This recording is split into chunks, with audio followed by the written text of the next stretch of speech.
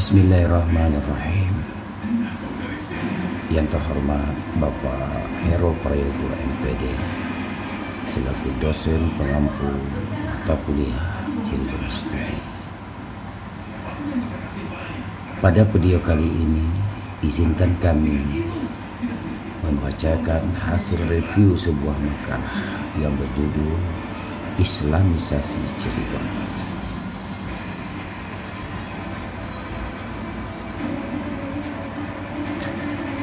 Cirebon adalah salah satu daerah pesisir utara Jawa Barat yang merupakan jalur strategis perdagangan lokal dan internasional. Menurut catatan Sulendraninggrat, wilayah Cirebon ini terdiri dari dua daerah, yaitu daerah pesisir pantai yang disebut Cirebon Larang dan daerah pedalaman yang disebut Cirebon Kirang. Cirebon Larang adalah sebuah daerah bernama Dukuh, Pesambangan, dan Cirebon Kirang adalah Lembah Uku. Dari Cirebon Larang atau Dukuh Pesambangan inilah perdagangan melalui jalur laut berlangsung dan menjadi jalur masuknya Islam di Cirebon. Dalam kitab Purwaka Caruban Nagari, Cirebon dulunya bernama Dukuh Caruban. Dukuh Caruban adalah dukuh yang dibangun oleh putra mahkota Pajajaran, Pangeran Cakrabuana atau Raden Walang Sungsang, yang dibantu oleh adiknya Nyai Larang Santang dan istrinya Nyai Endang Yulis. Pangeran Cakrabuana membuka pedukuhan atas perintah gurunya Syekh Nurjati atau Syekh Datuk Khafi. Walaupun Islam, Cirebon selalu diidentifikasi pada keberadaan Syekh Syarif Hidayatullah atau Sunan Gunung Jati. Namun, proses Islamisasi di Cirebon telah dimulai jauh sebelum Sunan Gunung Jati berdakwah. Proses Islamisasi dapat dipetakan ke dalam 3 tahapan. Pertama, awal abad Masehi sampai abad ke-9 Masehi. Fase awal kontak komunitas Nusantara dengan para pedagang dan musafir dari Arab, Persia, Turki, Syria, India, Cina, dan lain-lain. Kedua, antara abad ke-9 sampai ke-11 Masehi, adanya kontak dari para pedagang Islam dengan pribumi Nusantara.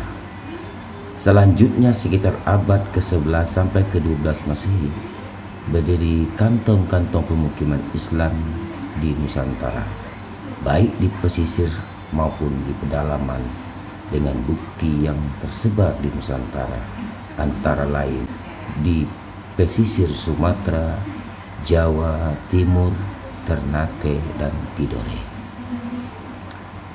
Ketiga, abad ke-13 sampai ke-16 Masehi, mulai berkembang kekuatan politik dan kerajaan-kerajaan Islam di Nusantara. Kerajaan yang berkembang di Nusantara mulai mengadakan hubungan dengan Eropa dalam bidang perdagangan, terutama rempah-rempah. Dalam rentang tahapan Islamisasi tersebut,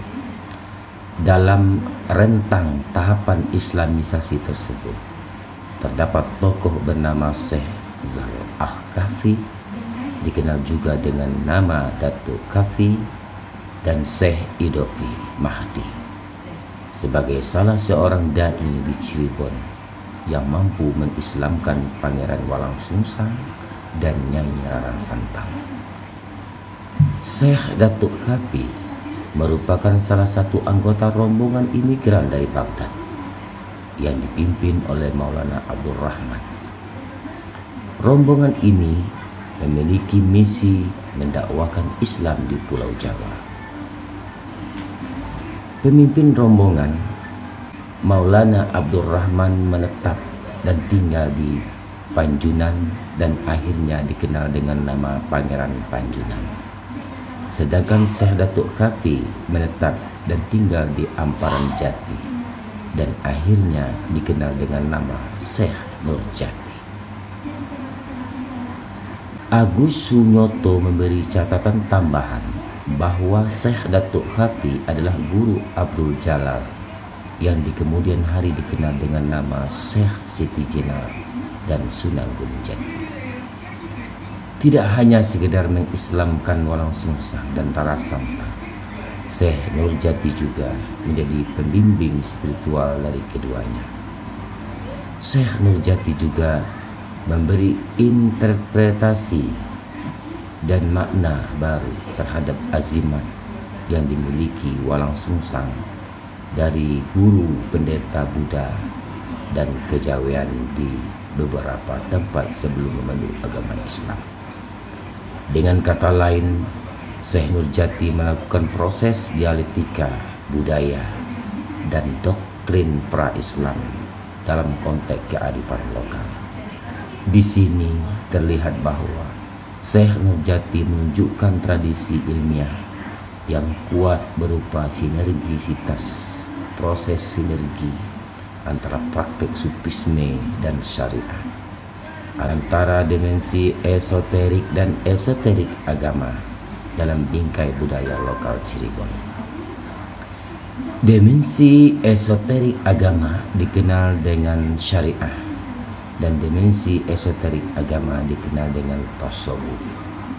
Inisiatif dan polarisasi yang dilakukan oleh Syekh Nurjati ini pada gilirannya dapat membuat Islam berkembang pesat di Cirebon, baik secara sosial kultural maupun secara birokrasi pemerintahan. Sejalan dengan catatan MC Ricklex, seorang pakar sejarah Indonesia, bahwa pada akhir abad ke-15 tampaknya Cirebon diduduki oleh orang-orang yang sudah memeluk agama Islam.